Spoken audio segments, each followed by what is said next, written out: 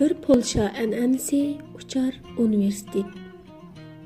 Abduri Ümit Şimşek. Ovozda Tumaris. Bir Polsha bar ekan, bir yo'q ekan. Polsha tarixning nihoyat qisqa mezgillarida erkin bo'la oladi. 11-asrning boshlarida bir podshohlikka aylangan chig'ida bu davlat qo'shni davlatlarning nupus sohasi ichida edi. Ko'pincha hollarda ich nizolar, huquq kurashlari, iqtisodiy qiyinchiliklar, diniy ixtiloflarga o'xshash ichki sabablarga tashqi kuchlarning orqadan qo'l tiqishlari qo'shilib, bu davlat 100 yillar bo'yicha erkin ozoda nafas olish fursatiga erisholmay turibla yana qancha qitimlab parchalandi, istilo qilindi. Bir istilochining qo'lidan yana birining qo'liga tushdi. Hatto taltukuz xaritadan o'chirib tashlangan chaqlarmi bo'ldi. Yevropa qit'asi 19-asrga qadam bosganda Polsha ismli bir davlat yo'q edi. Uningdan ilgirla Polsha uch qo'shnisi tarafidan orqa-orqadan 3 qitim bo'lib olingan edi. Birinchi qitimliq parchalanish 1772-yili yuz berdi. Rusiya podshohi 2-Fredrik Rossiyaga Polsha zaminlarining bir qismini bo'lib olish taklifini sunganida 2-Katrina o'ylanib o'ltirmasdan taklifni qabul qildi. 3-sherik Avstriya dastlabida biroz nozlangan bo'lsa-mu, qoyil qilinishiga uzun vaqt ketmadi. Bularning orasida kelishim imzolanib, bir qancha oy vaqt o'tgandan keyin uch davlatning qo'shini bir vaqt Polshaga kirib, bir-birlariga o'zaro in'om qilishgan rayonlarni ishg'ol qildi. Polshaliklar bu hujumlarga taqobil turish uchun Fransiya va Angliyadan yordam talab qilgan bo'lsa-mu, yordamga erisholmadi.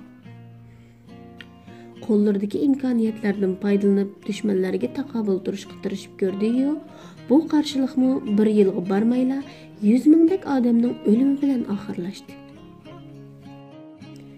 İstilochi davlatlarning uningdan keyingi qadami qilmishlarini Polsha parlamentiga qabul qildirish edi. Uch davlatning askarlaridan tashkil topgan bir qo'shin Varshavani ishg'ol qilib, parlament yig'ini ochqizdi va ishg'oliyatini qo'ron kuchi bilan majburiy ma'qullatqizdi. Polshaning beshiga kelgan bu ig'ir fojiani bir taraf qilg'idek kuchmi, bir taraf qilishib bergidek do'stimi yo'q edi. Lekin urush maydonlaridagi mag'lubiyatning badaliga Polshada boshqa ishlarmi bo'layotdi. Oqartish musofirlari Polshada biroz milliy tus olgan holda yildiz tortishga va polshaliklar diqqatini ilm-fan, ma'arif, san'at temalariga markazlashtirishga boshlagan edi. Parchalanib birer yil o'tgandan keyin bo'lsa, davlat zaminlari ma'arif sohasida umumyuzlik uyg'onishga sahna bo'ldi. Dastlabda podshoh Stanislav August Poniatovskiyning boshlamchiligida bir milliy ma'arif komiteti qurildi. Bu Yevropaning tunji ma'arif ministrligi edi. Uningdan keyin yuzlarcha maktab orqa-orqadan ochildi. Bu maktablar mahalla maktablaridan tortib universitetlargacha bo'lgan barliq ta'lim-tarbiya bosqichlarini o'z ichiga oladi. Davlatning qo'lida qolgan qismida fakultetlar, tajribaxonalar, rasadxonalar orqa-orqadan qurildi. Bu jarayonda podshohning saroyidimi bir ko'zitish uyi, tajribaxona qurilgan. Saroy kitoblar va san'at asarlari bilan to'lgan edi. Podshoh davlatning danglik zotlaridan boshqa chet ellardanmi ilm va san'at dunyosining bayroqdor zotlarini Polshaga taklif qilmoqda edi. Payshanba kunlari kechalari shu davrning eng tanlangan ilm, kultur va san'at sohasidagi zotlarni saroyda uchrashtirib, xilma-xil fan, san'at va siyosat temalarining bas munozara qilinishiga sahna hozirlab beradigan ziyofatlar yangi boshlang'uvchilarning kuchli ilhom manbasi edi. U mezgilda fan tadqiqotchilar, yozuvchi shoirlar, san'atchilar hukumatning kuchli himoyasiga erishdi.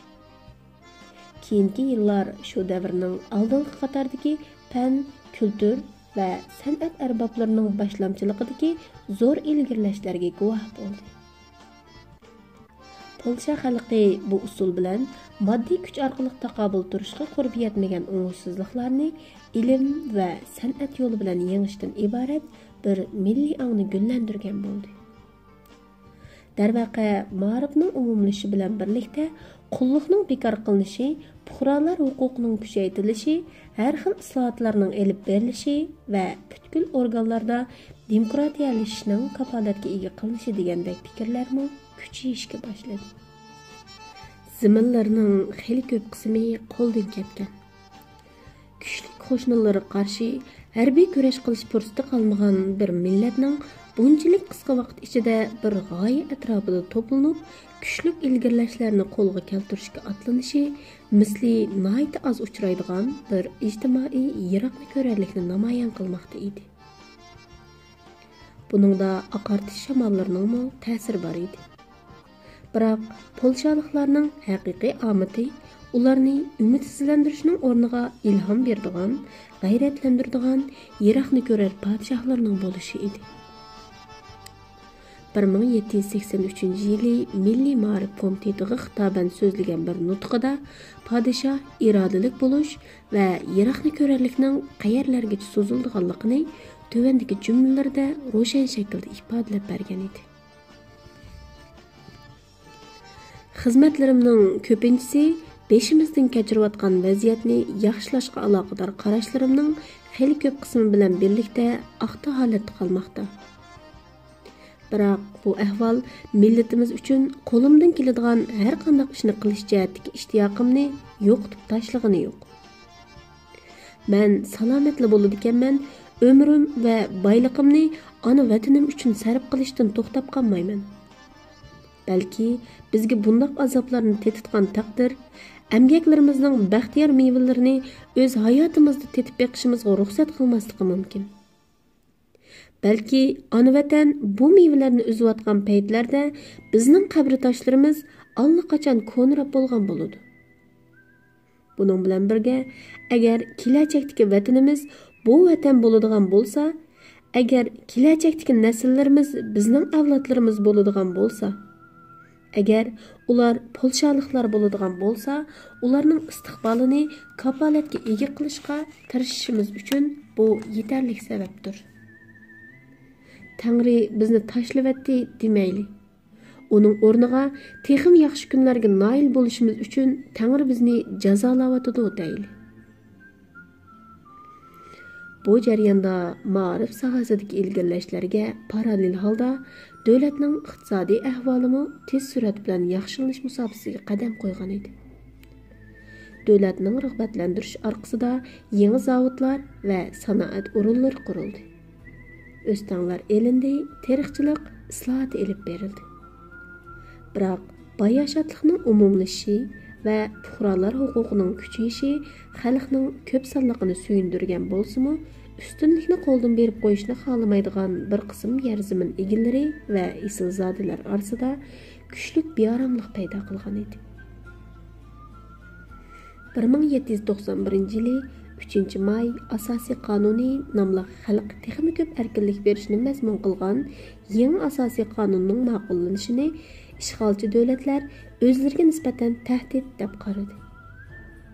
Katrina bilan yuchurin aloqasini davomlashtirayotgan ichki qismdagi o'qituvchilarmi Rossiyaning quturtishi bilan bir yerga to'planib, konfederatsiya qurib chiqdi va yangi asosiy qonunga qarshi Rossiyadan yordam talab qildi. Bu Rossiya keyingi yillarda, xususan kommunizm davrida ko'p qatim amaliylashtirgan bir an'ana bilan boshiltilgan bo'ldi. 1792-yili Polshaning ichki qismidan kelgan yordam talablariga binoan armiyasini avatish orqali javob bergan Rossiya shiddatli janglardan keyin Rossiyaning yordami bilan davlatni yana bir qatim besib oldi. Uningdan keyingisi 1793-yildagi parchalanish edi. Texmi ko'p Polsha zimini bilan yana 4 million polshalik Rossiya bilan Rossiyaning ishg'ol ostiga tushib qoldi. Polshaliklar Ardın bir yıl ötkendan keyin yana bir qatimliq azadlık hareketini başladı. İlgirki Amerikaning mustaqillik ko'rishiga qatnashgan Kosti-Oshko qo'mondonligidagi bu harakat dastlabida ba'zi g'alabalarni qo'lga keltirgan bo'lsa-mu, bir qancha oydan keyin qonliq bostirildi.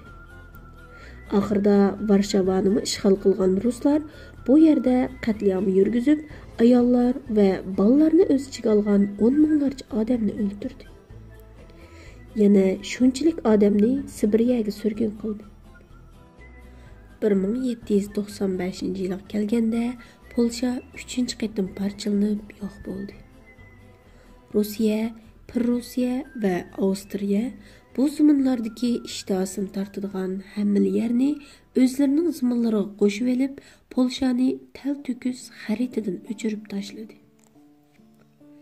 Zamonning ko'p qismi Rossiyaga ketdi. Varshava Prussiyaga taqsim bo'lgan edi. Yevropa davlatlarining ko'pinchisi bu taqsimotni tarixda misli ko'rilmagan xalqaro jinoyat deb aybladi-yu, ammo tomosha qilib turdi. U asnoda hammaning diqqat nazari Fransiya inqilobiga markazlashgan bo'lib, hech kim polshaliklarga yordam qo'lini sunmaydi. 3-qatimliq parchalanishdan keyin polshaliklarning bir bo'ligi Sibiriyaga surgun qilindi.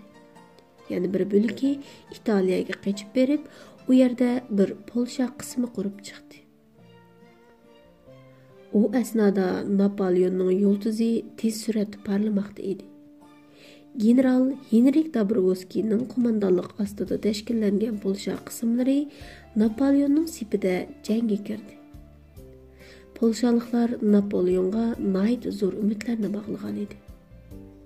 Tangri Napoleon bilan birga, Napoleon biz bilan birga deyishmoqda edi. Shunday qilib, Napoleon ulardan Avstriya, Rossiya va Prussiyada, hatto Misrda, Santo Domingoda va Ispaniyadagi barliq urushlarda foydalandi. Bu urushlarda polshaliklar ba'zida o'zlariga o'xshash erkinlik janglariga qarshi jangga selinadi. Ba'zida bo'lsa o'z millatiga qarshi urush qilishga majbur bo'lib qoladi. Chunki Avstriya va Prussiya qo'shinlardagi polshalik askarlarni oldingi saflarga yo'llagan edi. Napoleon bo'lsa polshaliklarning istaklariga quloq solishga taqatli ko'ngilishmayotdi.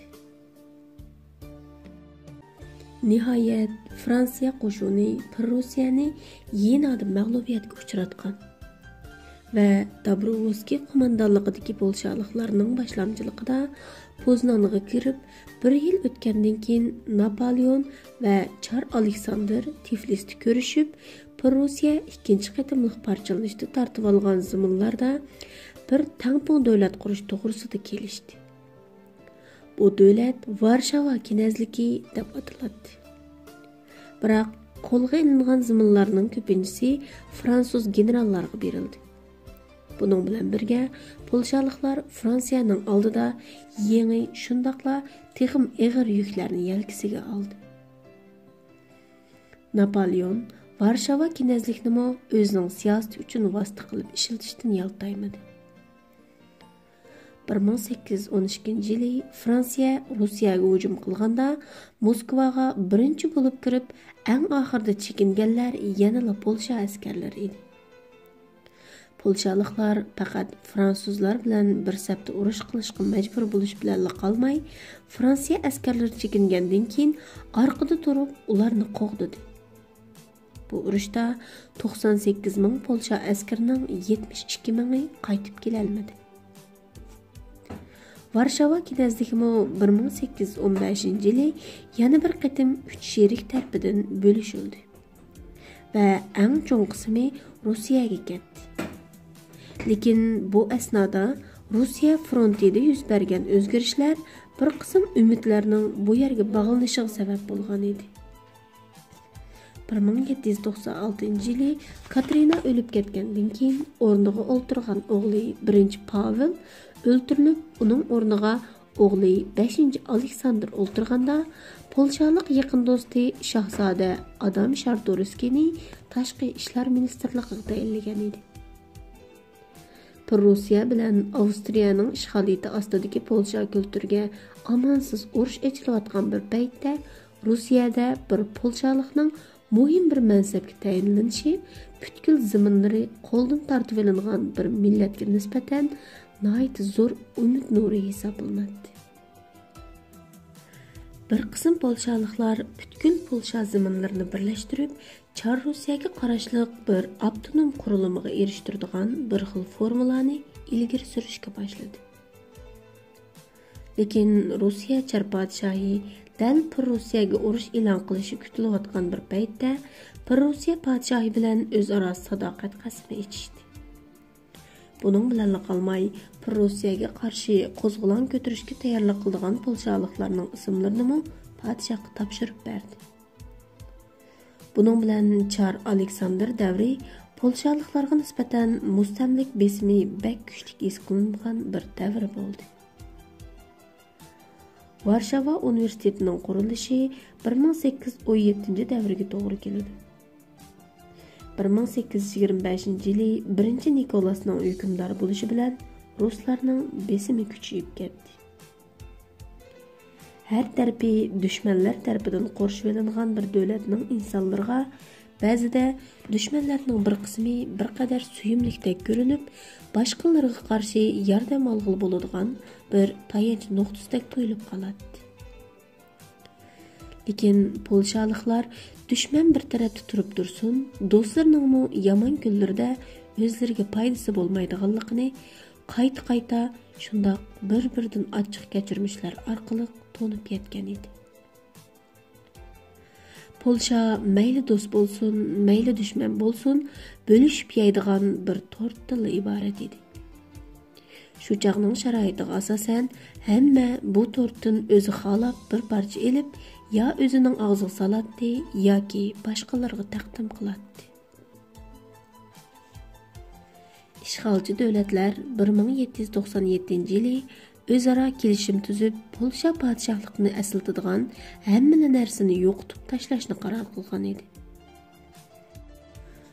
Polshaliklar kuchlik umidlarni kutgan Napoleon bo'lsa, Rus Çarga xatarlik Polsha tushlarining reallikqa aylanishiga qat'iy fursat bermaydiganligi to'g'risida qayta kapolat bergan bo'lsa-mu, lekin Çar buning bilan kifoyalanmay, Polsha so'zining hech bir rasmiy hujjatda ishlatilmasligini talab qilmoqda edi.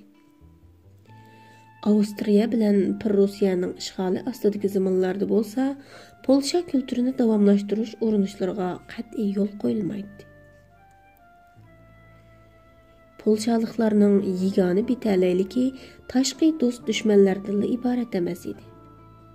Ularni haqiqiy ma'noda xo'rtib etgan narsa har qancha qilibmi ichki birlikni kapolatga ega qila olmasligi bo'ldi.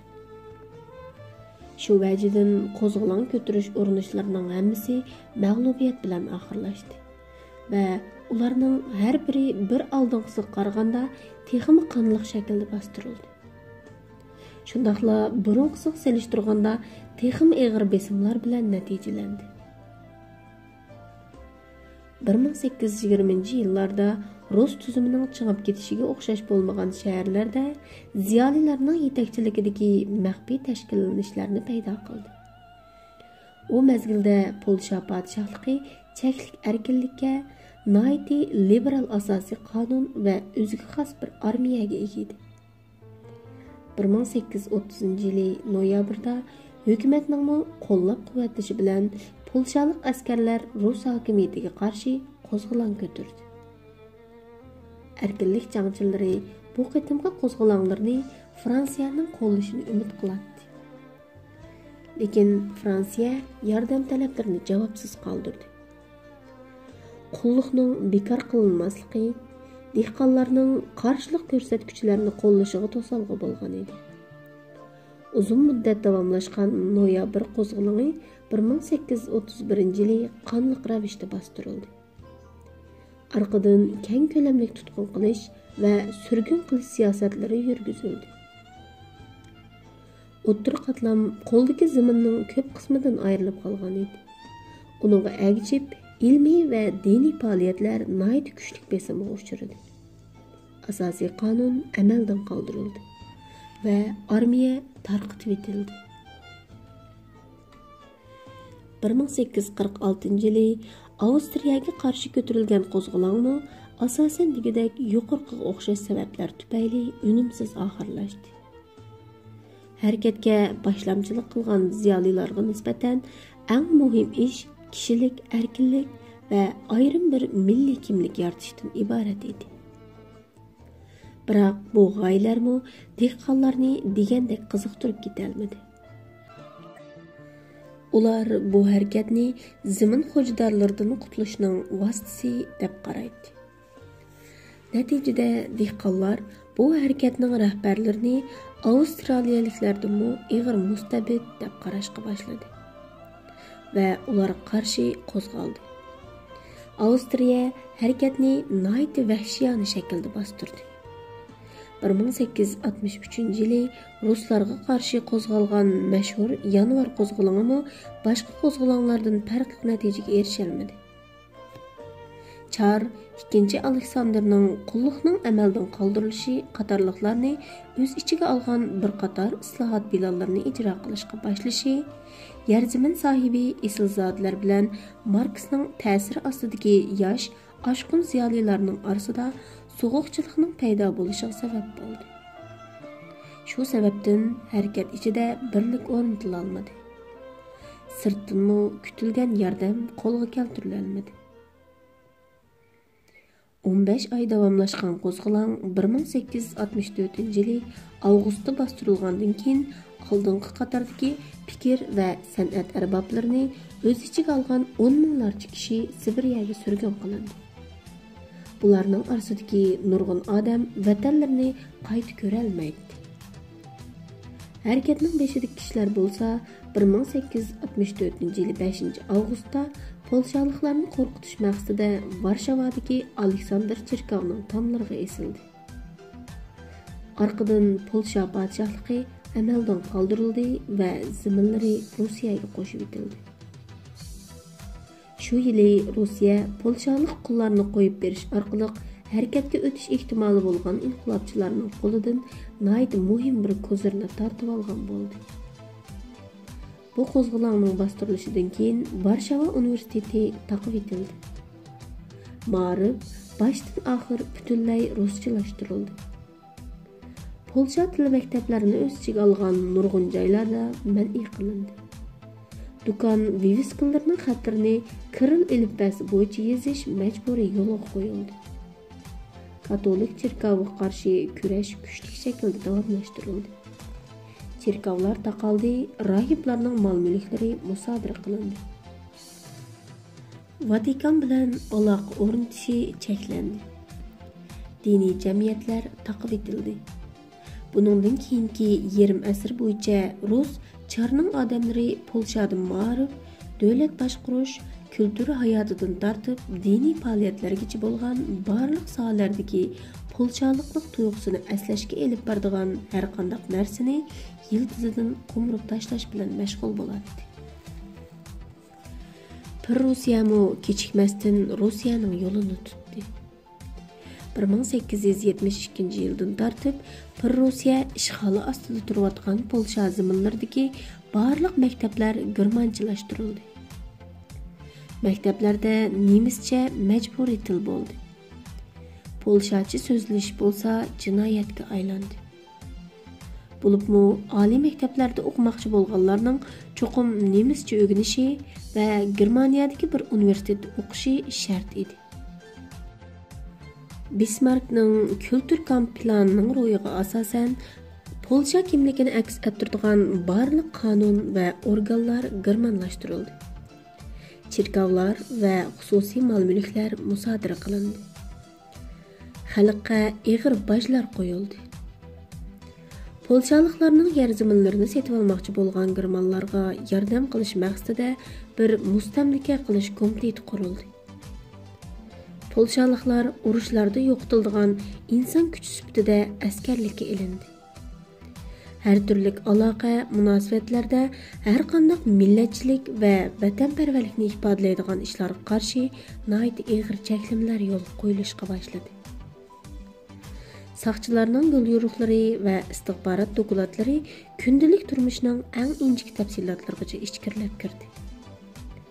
Germanlar Polshaliklarni tarixdan butunlay supurib tashlab, yangi bir millat yasab chiqishni planlamoqda edi. Va buning uchun kalaning sutini seg'ish usullarigacha bo'lgan barliq ishlar Polshaliklarga German odatiga muvofiq holatda yangidan o'rgatiladi. O mezgilda azroq bo'lsa-mu nafas ola olganlar Avstriya ishg'oliyati ostidagi galchaliklar bo'ldi. Bu rayonda 1868-yildan tortib ma'lum ma'noda o'z-o'zini boshqarish tuzumi yo'lga qo'yilishga boshlagan edi. Polsha tili rasmiy til sifatida saqlanib qoldi.